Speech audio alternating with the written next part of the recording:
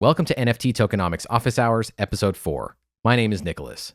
Office Hours is a new show that gives NFT and DAO creators a creative and critically constructive environment for workshopping their project's tokenomics.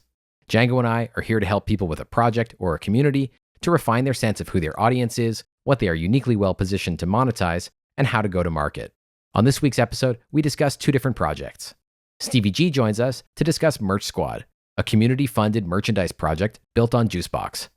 We discuss Merch Squad's high-level direction and pain points selling physical merch on the blockchain. Studio DAO co-founder Kenny joins in to offer his perspective on the project. Our second guest is Jigglyjams, the creator of Nance. Nance is a governance-as-a-service system.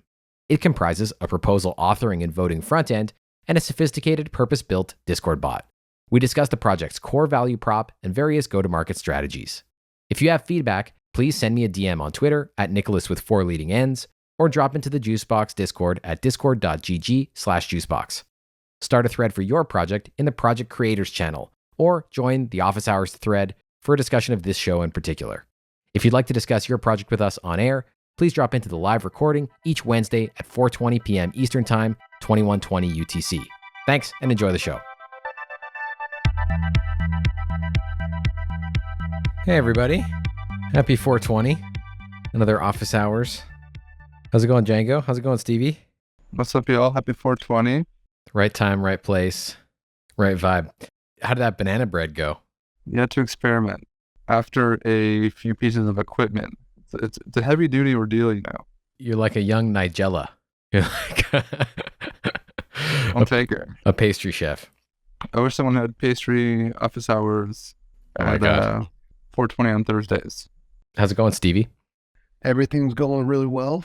Been jamming on some ideas, some new projects, hopefully that launch.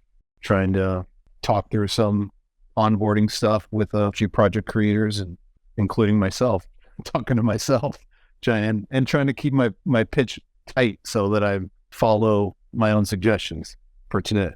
A good example. All right, well, I guess let's start with your own project then. What's the pitch?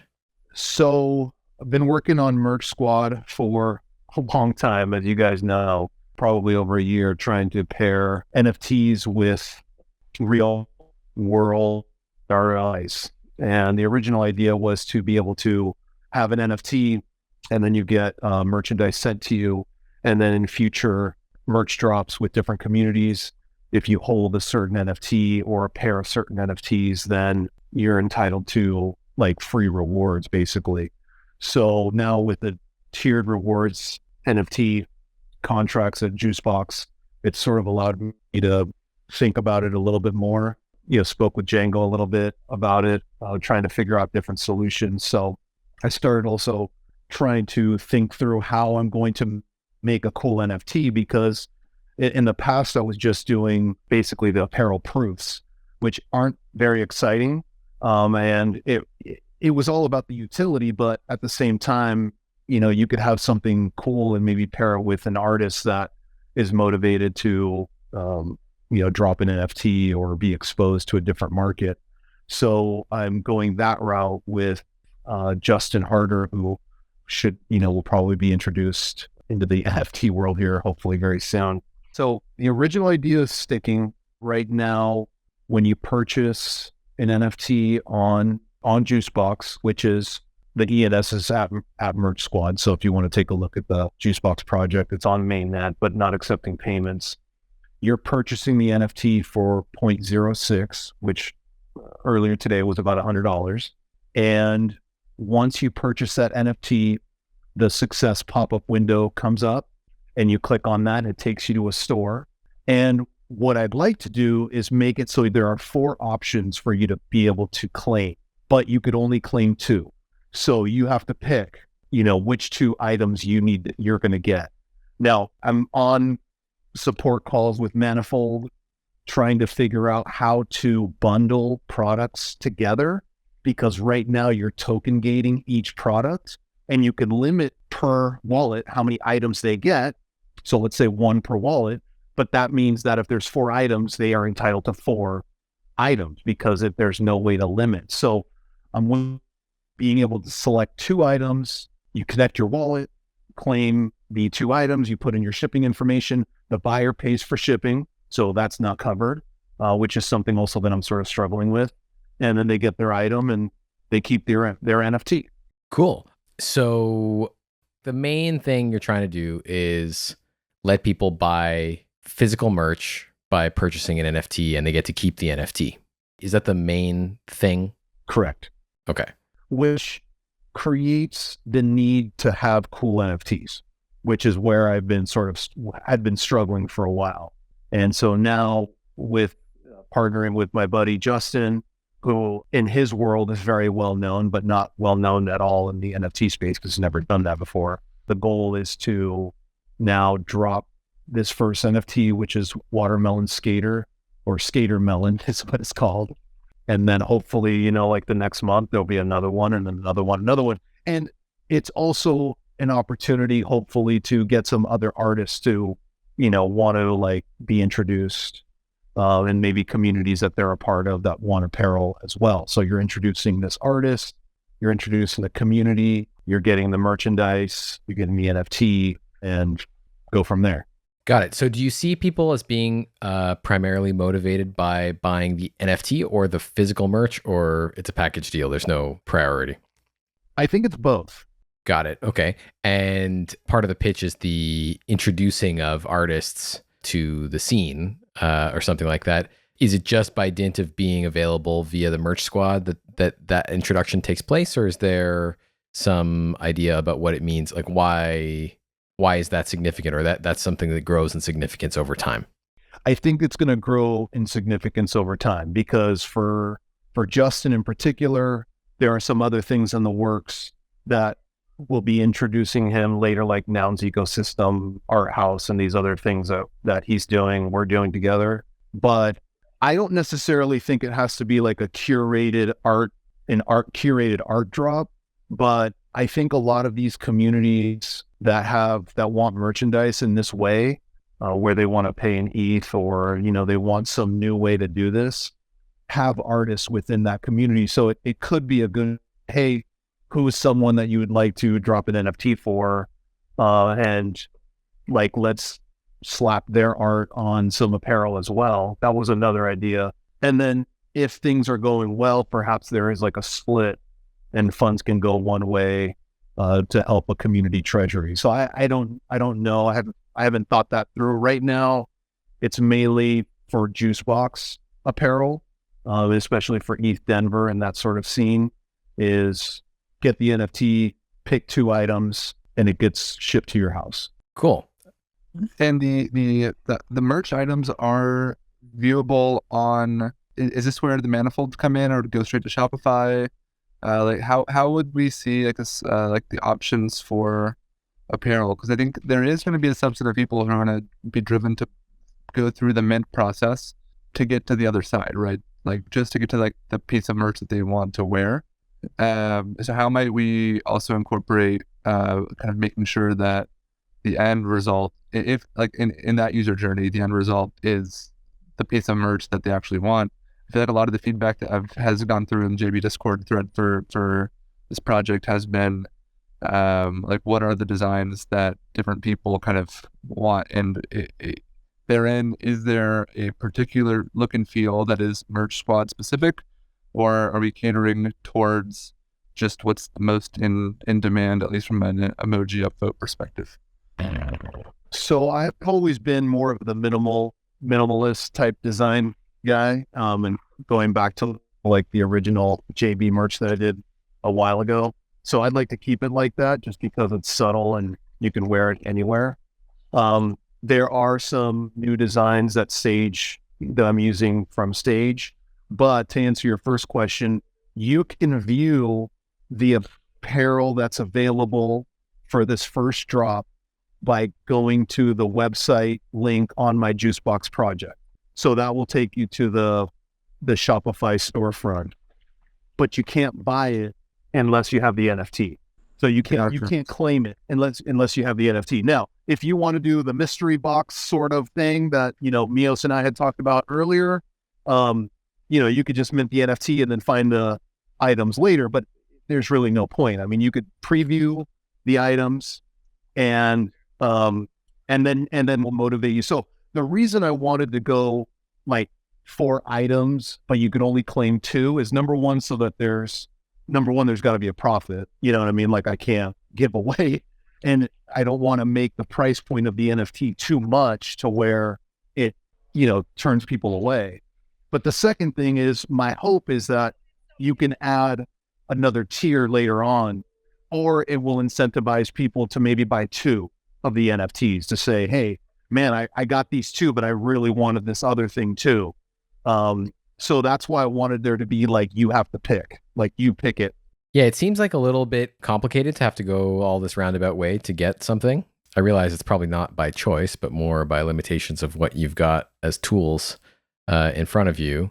I mean, I know Manifold has this Shopify plugin. I presume you can buy NFTs through it. I haven't used it. If the NFT visual of the merch itself being undesirable, if that's a hypothesis or if that's like some strong feedback that you've gotten. Well, it's not strong feedback. It's more of like, sort of like going back to what Nicholas was saying, is like, are you buying the NFT for the art, or are you buying it so that you can get the apparel, or is it a little bit of both? If you have better art, you kind of are doing both at the same time without really thinking about it. And so like, I think if we just go back to the proofs, it goes to what Nicholas's point is of, you're going about this like a really difficult way to just get the apparel. Because the Manifold thing is very easy. Like I put the contract address in and it's all done already. It's all set up and ready to go. And I'm not technical, so if it was easy for me, it's definitely very easy. I do think it's a cool way to do it, but I'm hoping that new art drives people to do it this way. I think it's kind of like an experiment. I think that's like the risk here, right? Is pulling in artists, going through the cycles, and kind of having if the metric is moving merch, moving apparel, it's yet to be seen if the strategy is going to pan out. But I think for sure it'll at least distract from the merch, right? If you go to the merch squad page, even like before you had tried the Brigade as a title, and that it all kind of like deviates from the fact that, hey, we're here to sell merch, right?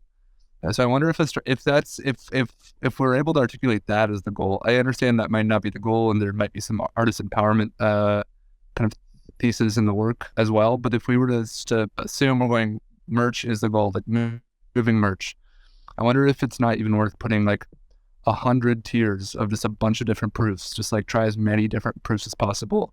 Be the first JV project that has like hundreds of tiers. So you can just scroll through and then pick the shirt or the pair of pants that suits your needs. And then somehow like we'll see over time which ones get purchased more. And then we can have a delivery date of like 3 months from now. So you don't even have to fulfill them right away. Because I feel like the hardest thing to get right here is the taste thing. Like which designs do people want? Because ultimately, like I think everyone's got various relationships with the scarcity of their closet and can only handle so many shirts and pants and bags and whatnot a year. I would definitely say, like, if you could take a look and see what those 4 items are, and take a look and just see if you would get one, like if it's something that you would purchase. Because the easiest thing to do is set up a store and let them pay with their credit card and it gets shipped to their house. I mean, like, obviously that's the easy way to go. But I think there is a component of the money's going into the treasury. What becomes the payout, every 2 weeks or every month? And then is there leftover? Can I leverage that overflow for something later? What happens with that? Or am I just withdrawing it all? I mean, there was an idea early on of like letting people come in and then burn their tokens or their NFT and getting basically like a coupon, like a discount. And the more the treasury builds up, the more of a discount on the apparels that they're getting. So they're burning their tokens and getting to keep the shirt or their apparel. So I don't know if that would work because, maybe that there's not enough funds in the treasury. But yeah, I mean, I would just say take a look and see if, some of the designs, and see if you would get one and if it's worth doing the art with it, Yeah, totally. Yeah. I mean, there are other projects that have done merch via crypto sales. There's obviously like Coinbase Commerce stuff that enables. I was looking at MetaFactory, which I think is maybe one of the more well-known ones, and they just seem to use Coinbase Commerce for selling. I suspect there are other. I know there was like, was it LOL DeFi, something like that, that was selling like, yeah, loldefi.com. They describe it as community-based merchandise store for your favorite DeFi projects. And I don't know exactly how they're doing it. I guess they have Coinbase Commerce or no, Shopify. I don't know what their solution is, but there's no NFT necessarily connected. But I wonder if I think making people jump all around is like a lot of work. And I think it's hard if the pitch is, look, we're going to be launching artists who aren't known in Web3 and there's not like an existing huge following and the shopping experience is very difficult and obtuse. I hate to be overly honest, but that's a tough sell. But it sounds like maybe part of the flex here is community choosing what to make.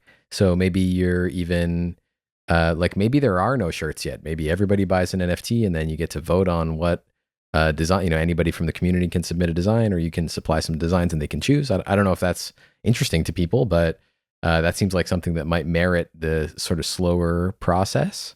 I do think if it's going to be difficult to do, then the merch should probably be maybe a bit deeper than just the image on a shirt, because it does kind of feel like, well, why don't I just do this myself on like whatever Zazzle or whatever the platforms are for doing this? I feel like if you're going to make me do all this rigmarole stuff, there needs to be a hook that has me excited. And I think one thing that's kind of poking up here is there's lots of community. There's the Noun stuff, there's Juicebox, there's MetaFactory, there's Seed Club, there's all these different communities.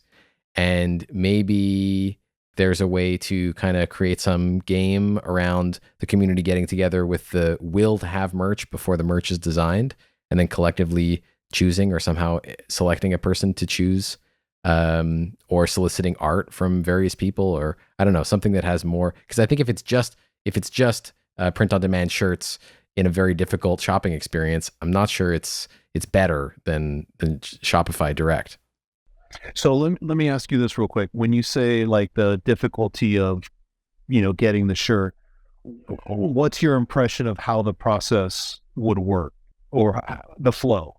Yeah, I mean, if it was just to do like Shopify with NFTs, I think the flow should be pick which shirt you want. There's NFTs that either are the art of the shirt or an image of the shirt with the art on it. And then you select the NFT, you click purchase, you send your ETH, and then there's some mechanism for privately collecting addresses that doesn't require that information being revealed on the blockchain.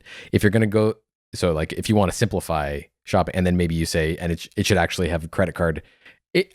Personally, I'm not that interested in the credit card route, because I feel if you're doing credit card purchases, just do credit card purchases. Like it's not. Yeah, no, I'm sorry to interrupt, but I'm just kind of trying to get a sense of the other way. Like the way Merch Squad is set up right now. How do you think it flows? Like, do you understand like my perception is that I have to go to Merch Squad. I pick an NFT, or I get, maybe there's only one NFT, or I pick one of multiple. Those work as credits, which I then have to log into a separate website where I can browse the actual designs that I'm picking from and sizes. I pick there, and then I have to connect my wallet a second time. And then I need to tell this other website, Shopify website or whatever, what my wallet address is via the Wallet Connect, and then reveal my home address or wherever I'm getting shipped to. So it's like, I understand that it's a prototype, so that's okay. But practically speaking, like if the goal is to sell NFTs married to physical merchandise, it's going to have to be at least as good as buying physical merchandise on its own in terms of ease of use. It's got to be like one site eventually. You can experiment with things before you get there, but if the end result is me just getting a shirt that is a JPEG on a t-shirt that I could have ordered myself, probably one edition, for roughly the same price, with a credit card, it seems like it's not. I think there either needs to be like something very special about the shirt where I'm willing to go through the pain, or it's the genesis of that shirt, or it has to be really easy and specifically targeting crypto people so that I want to be spending ETH. But it feels like it's a little caught in the middle. I think the ETH part makes sense to me, because you're you're like speaking to and making for communities that are managing youth. So, but I think, and I think the NFTs route is cool too. And even a proof of the shirt I have or the sweater I have would be cool. Like right now, in hindsight, it'd be cool to have a yellow JB sweater NFT somewhere in my wallet. I can click into and see which other 20 people have that same sweater or started with that sweater. I don't know what the physical ones are, but these were like, this was the original batch, right? So that's a cool thing to have. And, people can build from them later if they want, or offer discounts to those holders in the future. There's all kinds of things you could do. But I don't know. Yeah, I think I wouldn't get too caught up in the visual of the NFT, to be honest. Almost like lo-fi, like upload your own. Once you have it, you can even upload a version, like a photo of you with the camera pointed to like the shirt on your body. You don't have to reveal your face or whatever, but like everyone that has the ability to curate their own photo or something, that's not necessary. But the point being, like the lo-fi image, I think that conveys this is a like merch, and this is like the item that this group of collectors has. Feels like it has more longevity than to overload the project with artistry, which I feel like we might just mix concerns and actually lose the point, or actually like shift the point. I think I'm more bullish on the project becoming more art focused in that sense than merch focused. I also think another thing that comes to mind that I was thinking about these days is I hardly buy stuff for myself, but I buy gifts fairly often. And when I'm going shopping for things like merch or like kind of knickknacks or things, I'm usually thinking about the people with birthdays coming up or events coming up or things like that I want to provide for. So I'm wondering if there's also maybe a gifts angle on this. It's kind of a curveball, but something to think about. And then the other option would be like a DAO angle, right, where the DAO purchases makes like it's an open order for who wants a version of this sweater, this Gov cycle, and you have to be in the Discord and post your hand raised in the thread, and then the DAO commits via proposal form to move the whatever 2 ETH over to the Merch Squad treasury, and then the DAO owns the NFT and then manages kind of the bulk order.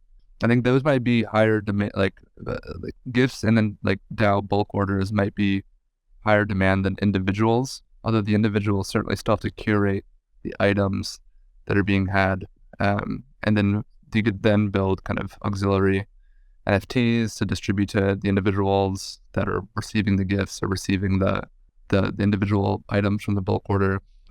But trying to kind of first principles, how do you actually drive sales of this thing?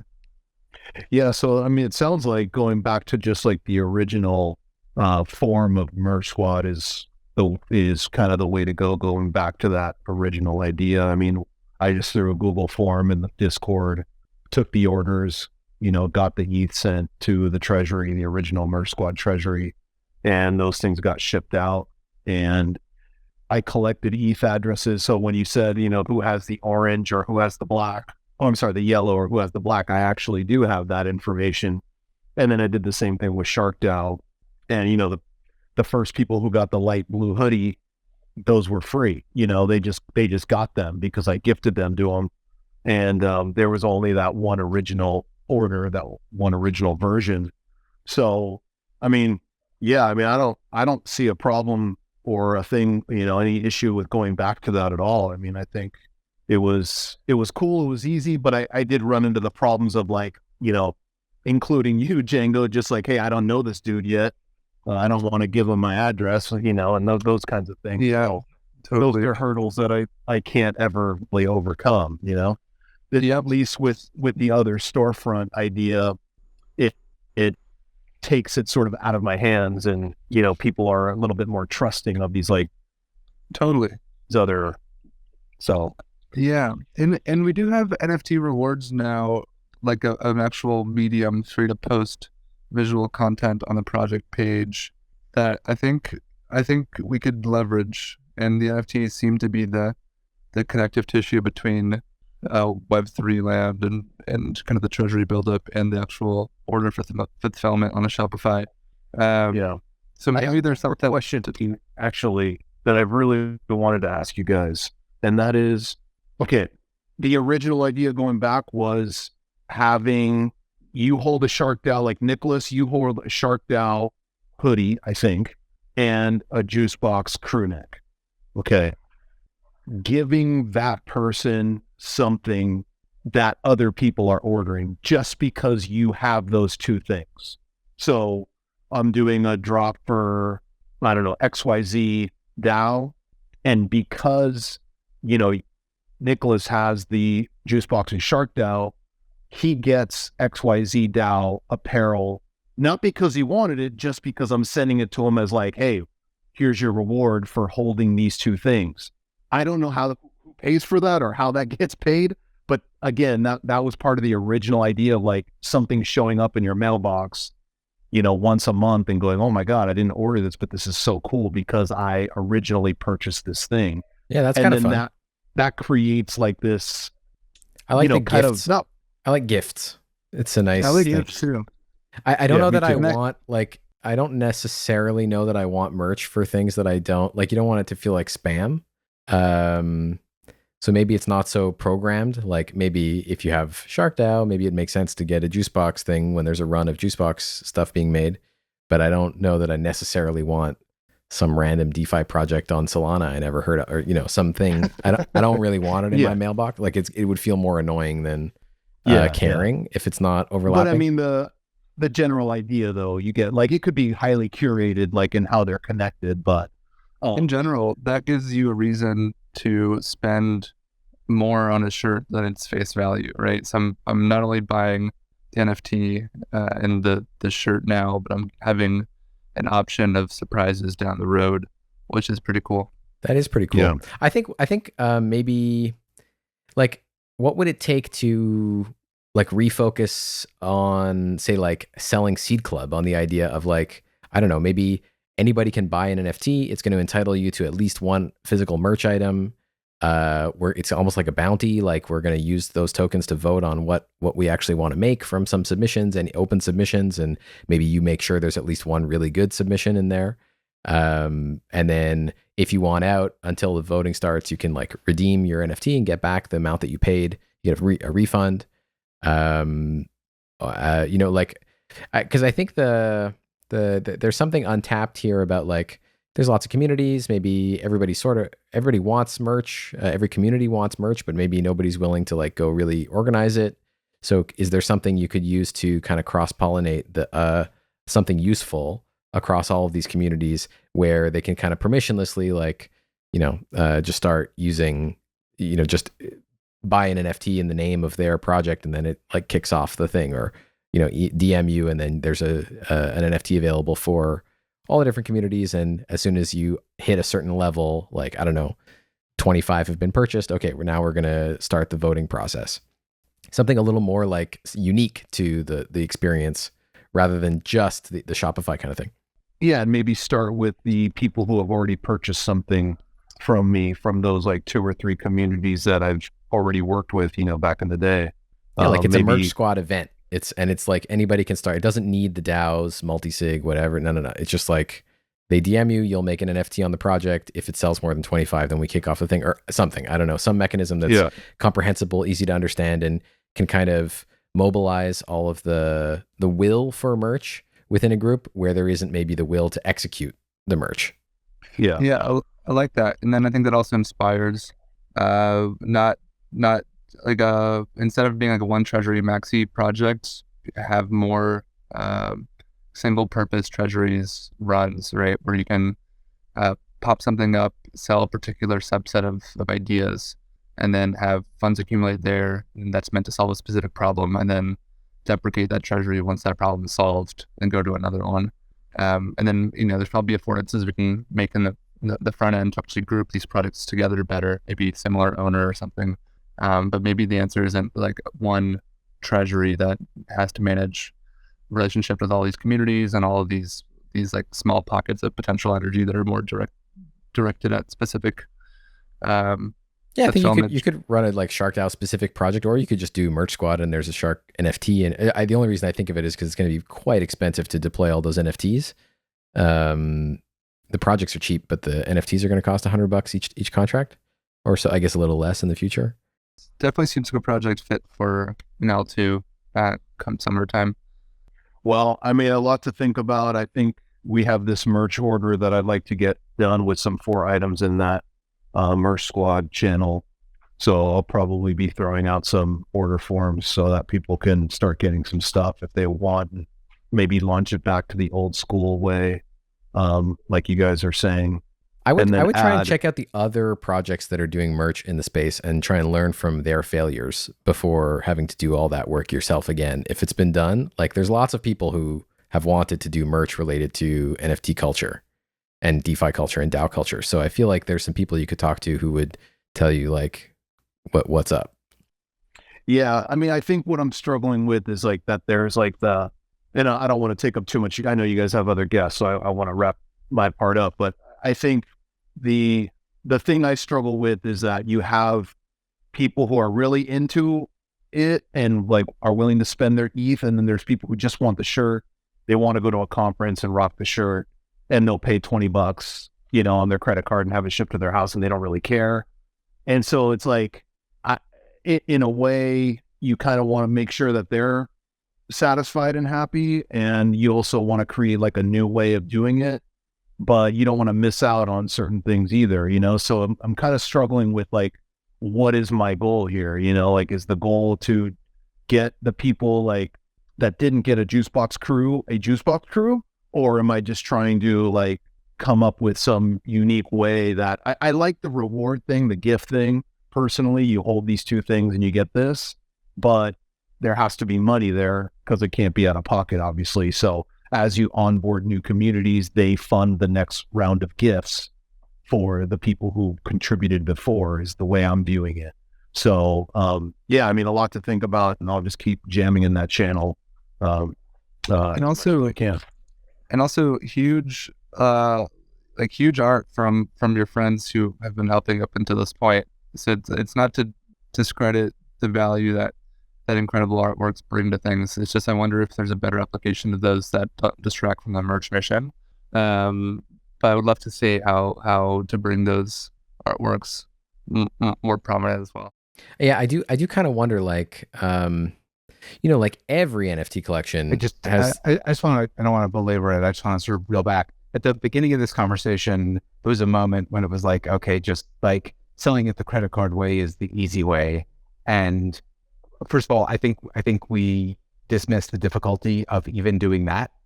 Like, it's not easy to get people to buy stuff on e-commerce. There's a lot of work and a lot of effort around that. So I wonder if, like, Steve, those people who want to buy it for $20, converting them into your community later is like, those are the people that you want to reward and bring in. Like, the people who are ready to come in on ETH and be a part of it, these are true believers. And this is like, I don't think that market's that massive, and it's well occupied with people trying to do all kinds of stuff to feed that market.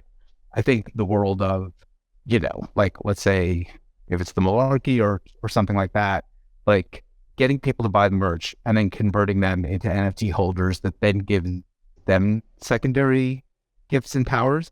I think that to me is like a much more scalable direction in terms of where we're going. I know it's not like purely about like, how do we transact in ETH, but I think we want to reach people. Like, that's the real issue. Yeah, and I agree. I think the main point of, gifting and all that kind of stuff is like, I've always had that mentality. I mean, I learned that mentality from entering Juicebox from like, yourself, Jango, Nicholas, of like this drive the cost to zero, like getting things because you've contributed early on and that you're paying it forward, basically, to me is an exciting idea. Like, it's not about the shirt necessarily, but if you got something every other month, no matter what it is, I don't know if you'd view it as spam. I think it would perk you up a little bit. I see Nicholas's point though. I think when you give it away, it has a value of 0, and giving things away to people who are already could afford it is even, it's just like it does end up being, unless it's incredibly special, like, which I think most things just aren't, it ends up being like given away or forgotten.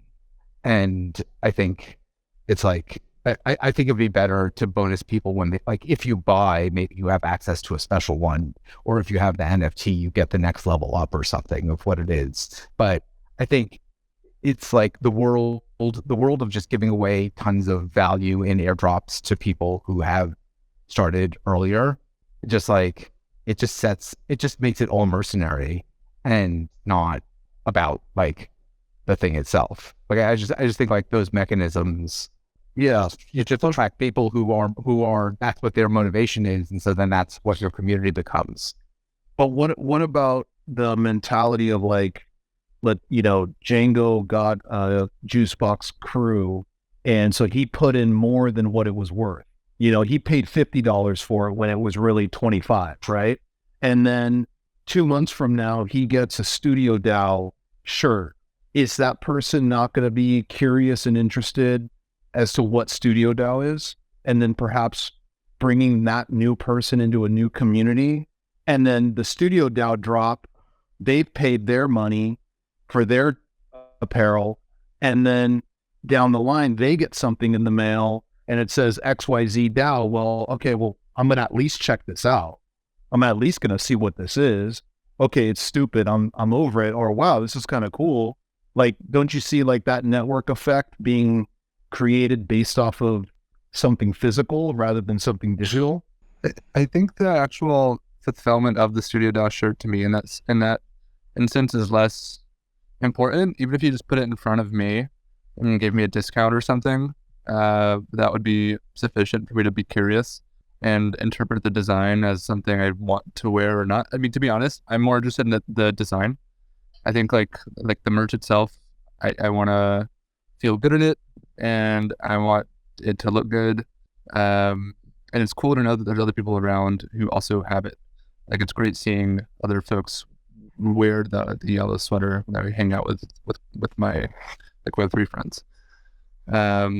So I think like that's first principles, right? And I think like you are onto something with the network effect of things, but I'm kind of with Kenny that the free version of it may not be it. Discounts go a long way. And I think as for like the actual merch itself, maybe the answer is like just starting a lot like you said you're into minimal, maybe even go grain more minimal than you would into it being the first pass.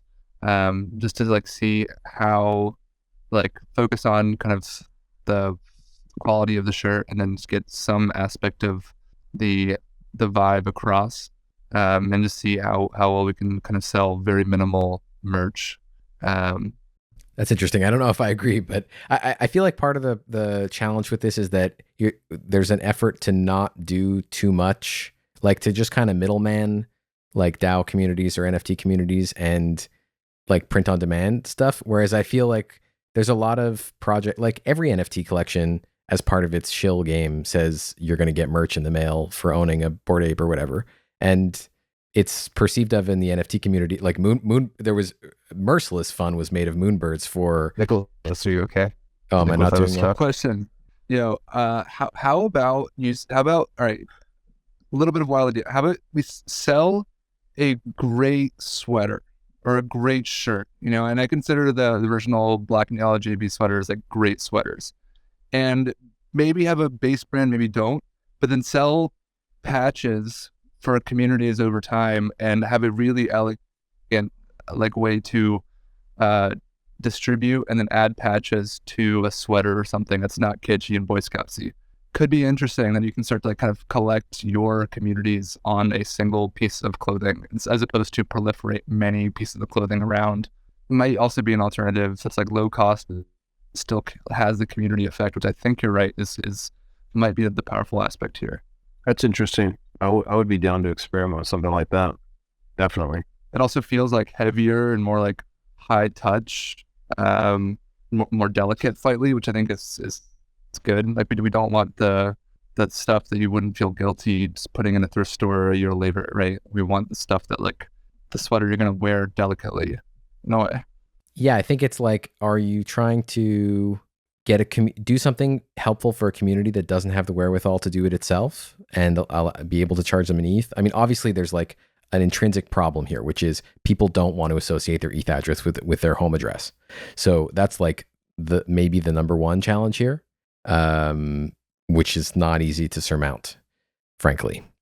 But putting that aside, I think the question is, are you doing something where it's something very special, or are you doing something where you're helping people do something that they could maybe do on their own, but you're going to make it easier for them?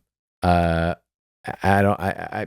agree with Kenny that I would focus on people who I wouldn't try and tackle too many angles, and I wouldn't try and compete with things that are already easy.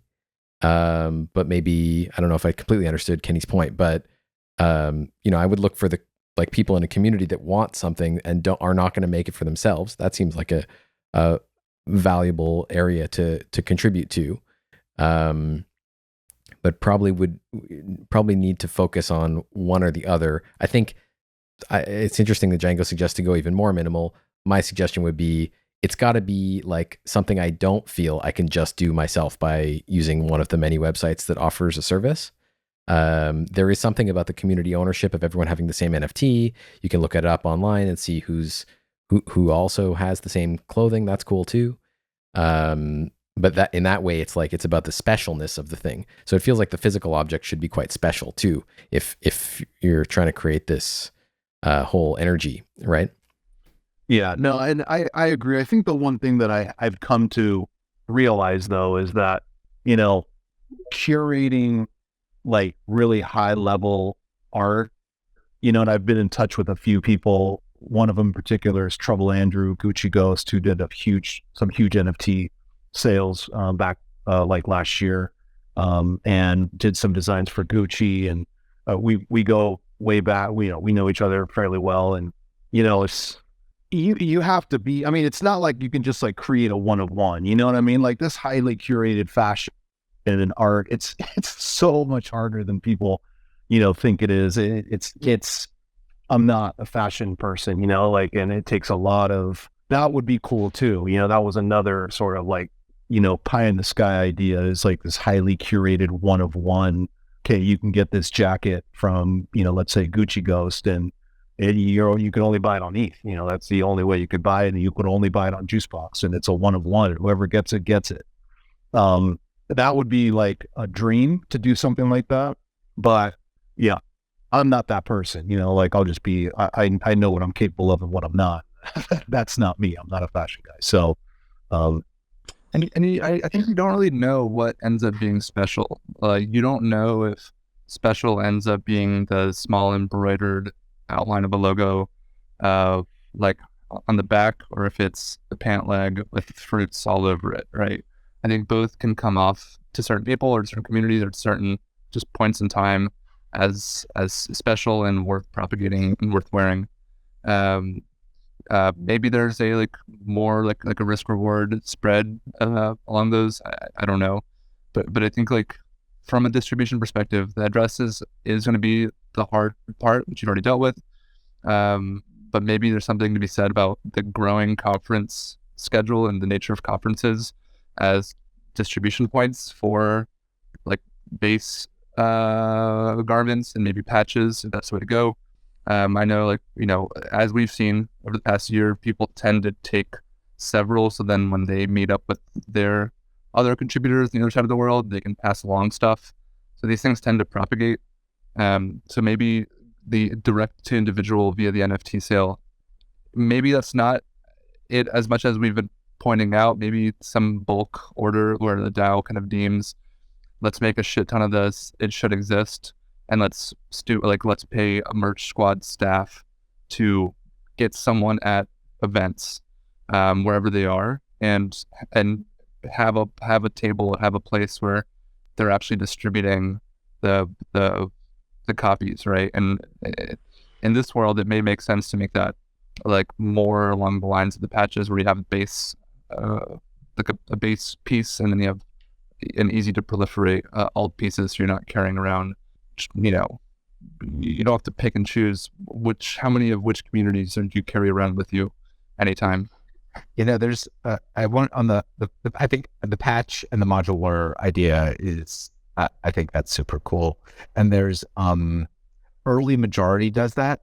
So you should take a look at their whole thing is about sustainability, reusability, and so so they're making products where you can basically swap out the logos, and then there's a whole bunch of different partnerships. I think Nouns actually is already in there in terms of one of the logos that you can get. So maybe it's worth looking at because it's a good example of how to do that in a low impact way.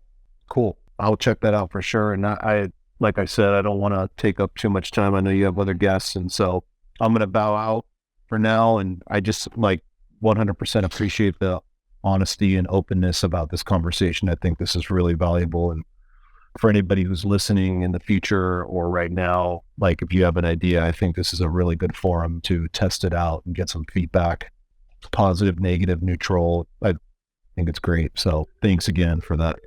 Thanks, Stevie. And thanks for coming. And yeah, I would say as a final thing, maybe try and do some small experiments rather than too many shirts or too many articles of merch. Maybe try and test. I mean, what do we know? These are just ideas. So maybe pare down to some small thing and do something small and then see how short can you make the turnaround time. Can you test an idea in the space of 2 or 3 weeks? If so, then it means 3 weeks later, you'll know that much more. So maybe paring down and not having so many options, but instead just shorter experiment cycles would let you test some of these things. Maybe ETH Denver is a place to try distributing things. A lot of ideas possible, but the shorter feedback cycle will help you, I think. For sure. Well, ETH Denver is definitely a goal, so I'm going to try to put something together and see what happens, even a very limited short order of some Juicebox stuff for people who are heading down that way. So thanks again, guys. Cool. Thanks, Stevie. I see Kenny is up here. Did you have something you want to talk about? And also, while I'm asking if anyone in the audience wants to come and chat about their project, please feel free to request. What's up, Kenny? Anything to discuss? I was just inspired to participate. Oh, great. Awesome. I see Castbots, aka Acidic Santana, is around. If you wanted to come chat about the Krause House project you're working on, happy to chat with you about that, or anybody else who's here. I know Jiggly and Jango and I were talking a little bit about tokenomics for Nance, which we could discuss in the absence of another guest. Should we talk a little bit about Nance subscription tokenomics? If are people interested in that? I am interested to see where y'all's heads are at. Cool. All right, let's chat about that for a few minutes, and then we can call it an episode. So Nance, for those who aren't familiar, is a project that Jiggly started. Jigglyjams, welcome. Hello, everyone. Yeah, thanks for having me. So maybe I'll just give a quick recap. So in Juicebox DAO, we do governance every 2 weeks, and or we have a 2-week cycle for governance that matches the funding cycles for distributing funds out of the treasury. And we proceed by a multi-stage process. There's a temperature check in Discord, and then snapshot voting with Wallet Connect and signatures. So we're sure that those people are really the people voting have JBX, which is the voting token at present. Then there's a multi-sig queuing period where the multi-sig that controls the Juicebox DAO treasury configures the transaction as a function of all the governance in that cycle and all still active governance proposals that passed in the past. And then there's a delay period, and then it takes effect, and the funds are dispersed or at least available to be distributed. So in helping to support that, Jigglyjams and others have over time contributed, but primarily Jigglyjams now runs the governance bot, which does a lot of the Discord automation, such as creating proposal threads that people can talk in and do the voting on, and then depending on the results of those Discord React thumbs up, thumbs down votes in Discord, propagating proposals that have passed the threshold into Snapshot's back end and front end automatically, and returning the results of each of these steps to the Discord interface so people can keep up to date with what's going on in governance. And Nance has also become a back end service that manages all of these processes, and also in the future will have a database of all the proposals. And currently, there is a kind of prototypical version of this on juicetool.xyz where people can go to the Nance interface tab and write a proposal, which is then stored in the Nance database, which is a mixture of Notion and soon to be Dolt. So there's an ongoing effort to sort of take all these different pieces and turn them into a single tool that will be usable by Juicebox DAO, but also by anybody else who is interested in having these tools available to them. And it'll be particularly useful to people building Juicebox projects, but not necessarily restricted to that. So we were talking this week a little bit about setting that up. I think Juicebox DAO started off as with a 1 month long first funding cycle, and then has been operating on 2 week funding cycles since, just given a very loose gov cycle at the start. That was blog posts with just general consensus from the handful of people on the server. And then this kind of governance system came about with some pretty deliberate workshopping between Zoo, this guy Unicornio, and a few others who were around to do this temp check, snapshot vote, delay thing. And it was very much based on what the treasury cadence that we were working with. Although I think from my point of view now, I think the governance routine, or the routine of governance, is more of a feature in itself than the fact that it applies to the treasury directly. So even if you were running the treasury on Gnosis, that you can pull funds whenever you want, it's still useful to have a governance cycle where everyone knows that today is Friday, or the first day of a governance cycle, and all the proposals that have accumulated until now are about to go into deliberation over the weekend to see if there are any changes. And the next week they'll be on snapshot, and they'll all be executed at the same time. It gives you an opportunity to trust the community is taking care of itself without having to stay tuned every day for a proposal that might pop up asking to allocate half the treasury to whatever unknown cause. So I think there's applications way past Juicebox, and I think that's a good place to start for a lot of communities who are dipping their toes into governance, either because they feel it's the thing they need to do, because it's kind of a model to keep a community together, or it's thing they need to do just to kind of create actual agency for different individuals across the community. Welcome, Jiggly, and thanks for building such dopeness. Yeah. Thanks for explaining said dopeness. Yeah, So originally STVG was doing all this manually, and most communities started doing it manually, where we have an outline of when temp check starts, when snapshot voting starts, when snapshot voting ends, and when decisions are due on chain. So Stevie was manually piping things. Stevie and Philip were manually piping things around and copy pasting from Notion to snapshot, this, that, the other to Discord. And then Jiggly built the tool that just APIs-ifies it all, that now feels ready to offer to many communities knocking on the door. heck yeah. I'm working on the part to scale up to more communities now, figuring out where to store all this information, and just making it easier to set up. So when you first create an organization, you can use it right away.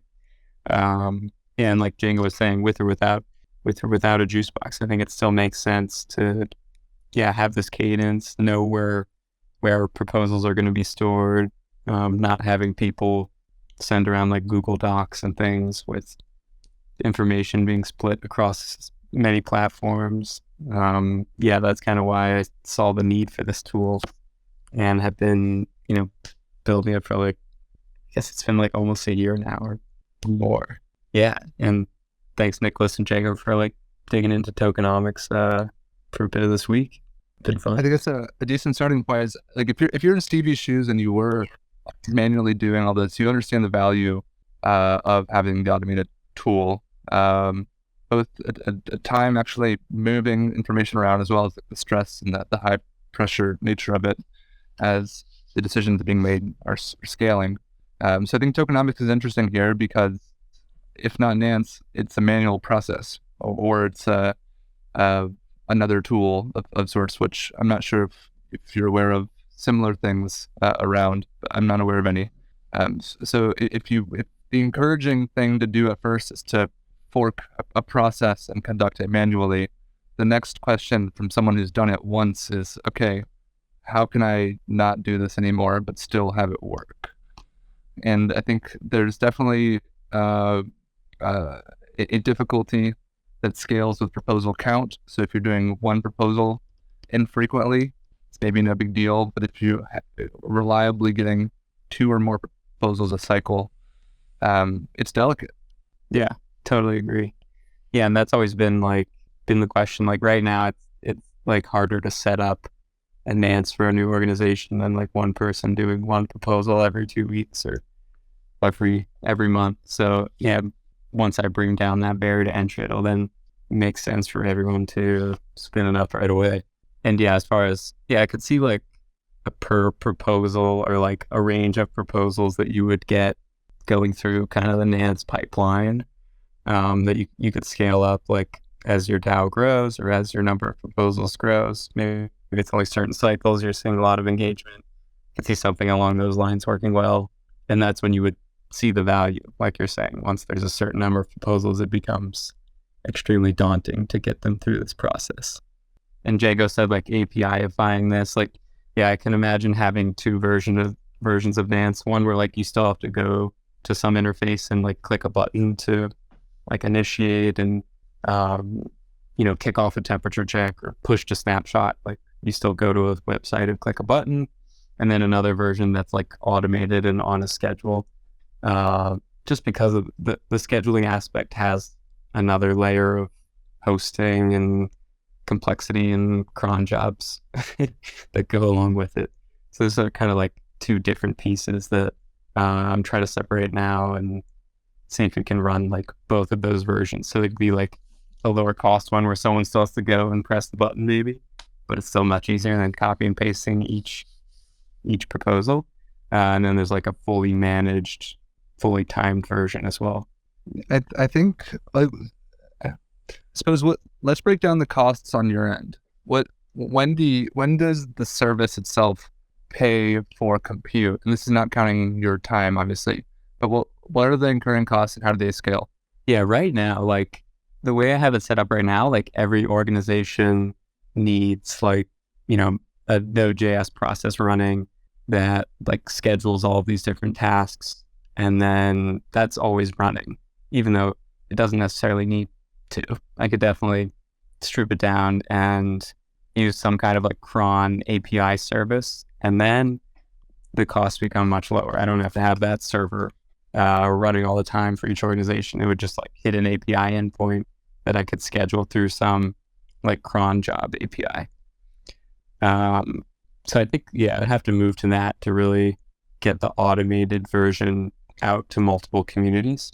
Right now I have like an $18 a month DigitalOcean server that's like running the Juicebox and can manage like maybe 2 or 3 more organizations. And then like it started to slow down. It's probably a lot of optimization to do to make it handle more, but that's what it is right now. I would definitely not focus on optimization until like the jerry-rig version's great up until the point that it's like there's a lot of demand on the service itself and it's going down more often than we can keep it up. I think then it merits investment in running on a particular cron service, GCP or AWS. Yeah, oh, sorry, go for it. I was just going to say, the way I see Nance is, Nance's primary function is removing, as a tool that someone would want to use, is the combination of a turnkey governance process that can be forked and modified. Initially, it doesn't need to really enable that modification, that mutability. It can, the problem the customer has is, I've never run a DAO before, which is true of 99.999. Nobody has ever run a DAO before or started one. So having a ready to go solution is the main value. And then, if that was just a Notion doc, that's cool. And people have totally forked what JB DAO has come up with in order to do their governance. However, it then immediately introduces all kinds of other problems. What infrastructure am I going to use? Do I use Snapshot? Do I do everything in Discord? How long should the delays be? How am I actually managing this thing? Juicebox has an answer for the treasury piece of that, but it doesn't have an answer for how to make decisions. So the governance process tells you how to do it. And then Nance is not only that process, which is bundled with a bunch of automation tools that give you less decisions to make. It answers questions for you, so you don't even have to think, you don't have to go do research, because the purpose of creating the DAO was not to become an expert in what all possible tools are available and then the decision paralysis of choosing between them, but instead to do something specific. You had some reason for starting a DAO, and this is a tool that will let you go to the next step easily. So I think that the price can actually be a little bit uncorrelated from the infrastructure costs of running the thing. Absolutely. Although I do think it's interesting to think about. But the real challenge, The dev, but also I think support matters a lot here. We know in Juicebox DAO how these things, as they're being built and evolved, it brings comfort to know someone's vigilant and watching the community. And like each community that's deployed in, you want to be present, especially as things pick up.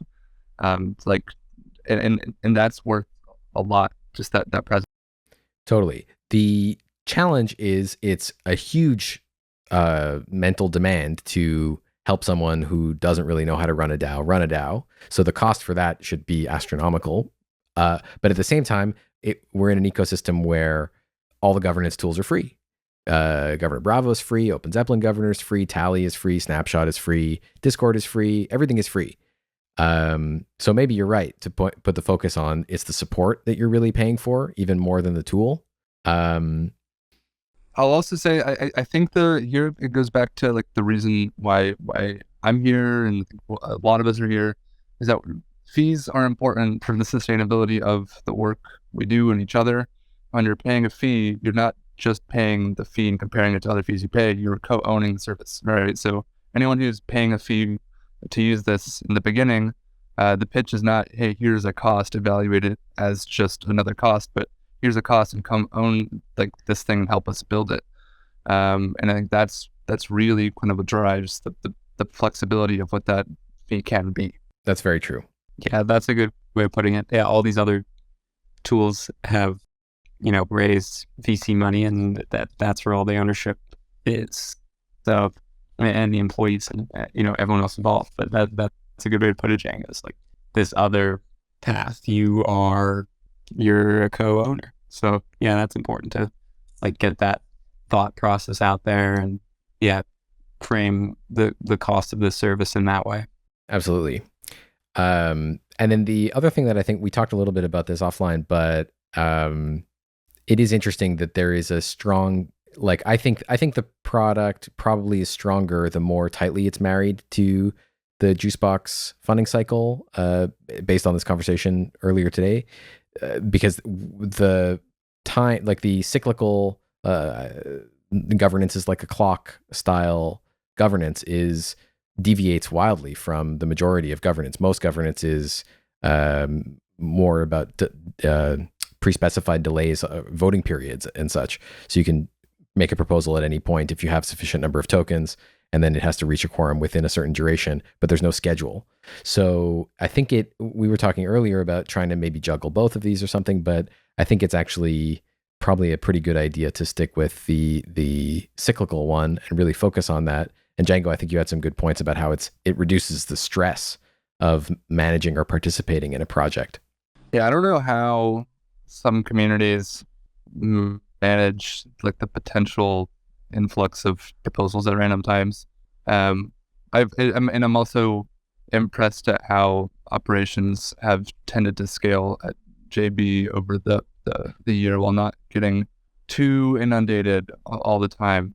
It feels like a decent balance where folks can still spend time elsewhere, which is like, I think maybe that's just a goal of JB ecosystem. Is the goal is not to spend time on the project. The goal is to try as hard as possible to get away from it and have it run on its own. Whereas maybe a Nouns, the goal is to actually be attentive and be present, tend to the treasury on an ongoing basis. So I definitely think if the ecosystem is presenting options for one, the move may not be to conform to it. Definitely like try, right? But I think there's something to be said about the regularity of cycles that has the opportunity to decrease in regularity over time as ops stabilize. You're like going to a longer cycle. Yeah, I mean, it sounds really great to be able to go to a longer cycle and trust other entities with the more week-to-week decisions. But it takes time, and it depends on every organization. And I think we're all here to experiment. So building something like Nance, I feel like there's going to be a tendency and urge to kind of build the most flexible thing right off the bat. But any early product lifecycle, especially as developers, we can get caught up in building like the most hardcore, the most flexible, the most efficient thing.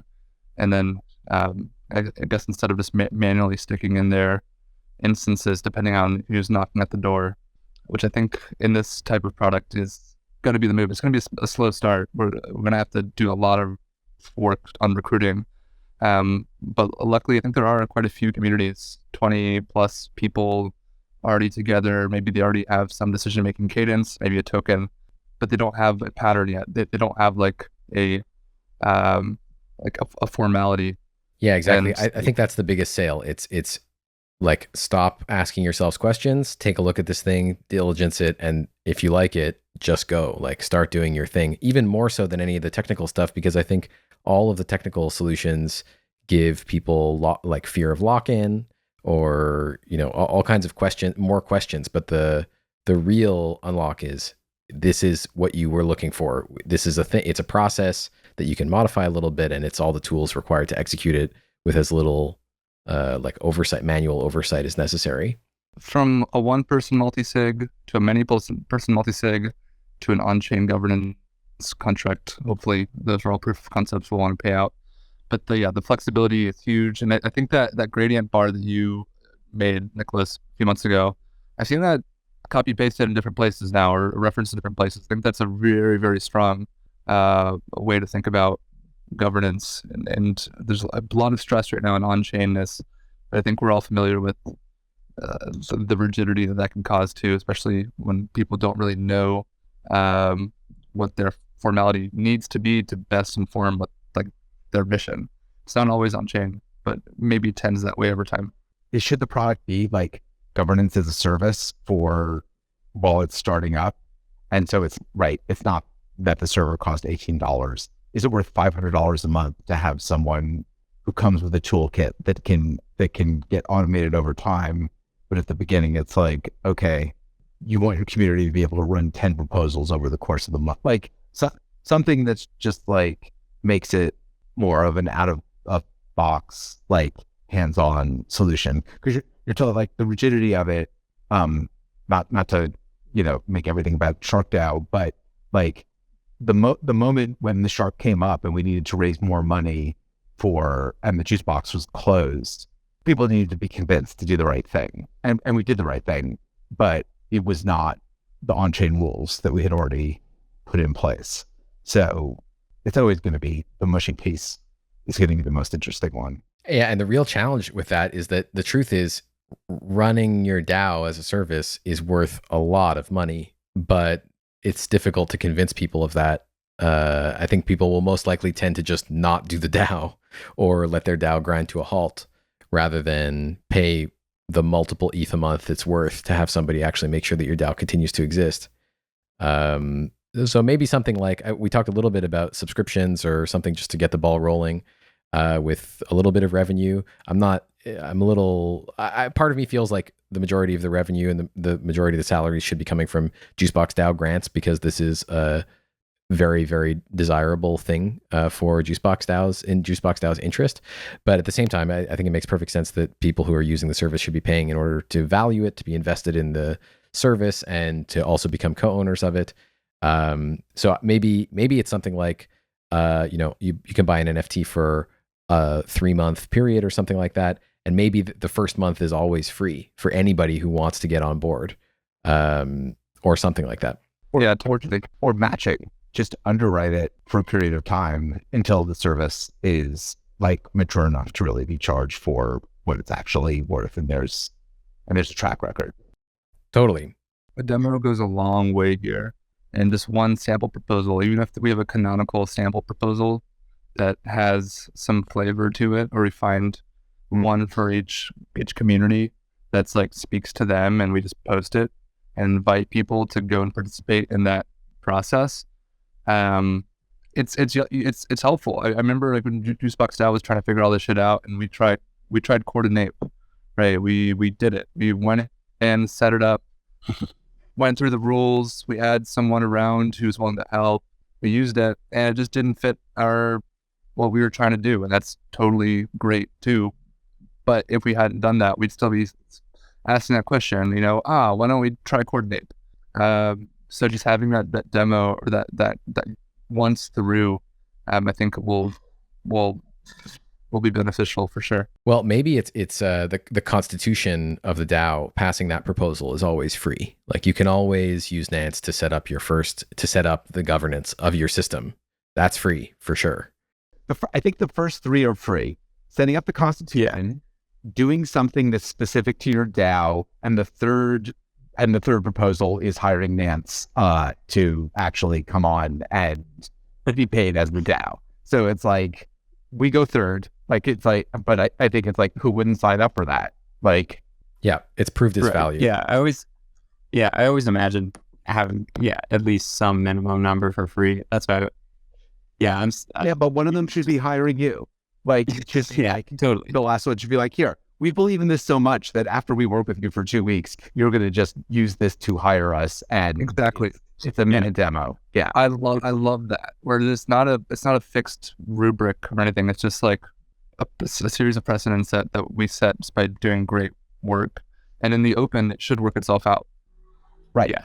Right. If Juicebox now was like, okay, we're going to underwrite Jiggly and Nance. Yeah.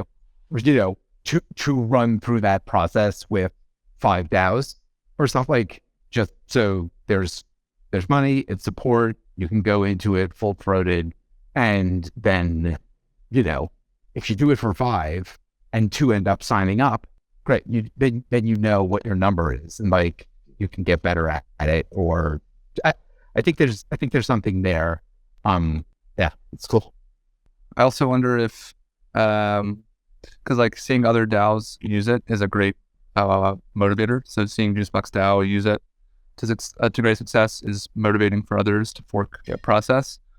But I wonder when Nance use Nance, like cool, if we're doing like we're trying to propose a system to replenish a treasury to pay for work done, and the pitch is pay a fee because this is what you're providing for, and in exchange come co-own it. If there's an immediate feedback loop where like maybe part of the sales is here's a few Nance tokens to come participate and actually like try it. Maybe it's like whoever's currently leading the charge there can see, oh, I actually can affect the fee structure. I can go into governance and use Nance and actually propose this shit too expensive. So if in that sales convo or whatever, when you're trying to like hang out with a community that needs to use this, they're like, man, too expensive. You're like, great, here's some tokens, come and talk about it. Like we're very like, that's the whole point. Yeah, I like that. Yeah, I imagine like Nicholas, we were talking about setting up like a Nance Juicebox and figuring out, how 2 dams involved and other payouts. Yeah, like I want all those decisions to be made through Nance. So I have to do some work on getting the Dolt stuff tighter and getting like edits working through Juice Tool, so we can propose these things and then kick off the project with those proposals. I think that'd be an awesome way to prove the concept and make sure we're dog fooding the Nance project as well. Absolutely. Yeah, that sounds extremely cool. I think a proposal to Juicebox DAO to pay for some amount of like onboarding, like free Nance for, I don't know, projects using Juicebox or whatever, could maybe make sense. Yeah, that makes sense. Definitely start with a grant that goes into the treasury managed by the initial cohort of community members there, and then go from there, prove out the experiments, come back if there's success. That makes a lot of sense. The thing is, we got so much potential, y'all, and the work being done already has proved its value. It's the thing. It's probably one of the projects I'm most excited and optimistic for this year. especially as Juicebox DAO evolves its governance scheme to make more sturdy. Like Nance has been such a part of that journey this past year, and I'm very excited for something to materialize in the Nance treasury world. Well, this has been a great episode. I think it's about time to call it. Thank you, Jiggly and Kenny, for joining us, and Stevie also, and everyone in the audience. This has been a fun episode, and deep in projects. Not so many projects, more deep in the projects. If you enjoyed this episode, come back next week, 4:20 Eastern, Wednesdays, every Wednesday for NFT tokenomics and DAO tokenomics, etc. discussion. Thank you, Nicholas, for putting it together and leading the way. This is a great episode. Are we doing pastries tomorrow? Is that like tomorrow we're baking? What fun?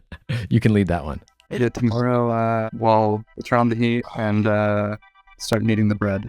Tomorrow we get that bread. Let it ride. Let it ride. Awesome. All right. Thank you, everybody. See you same time next week.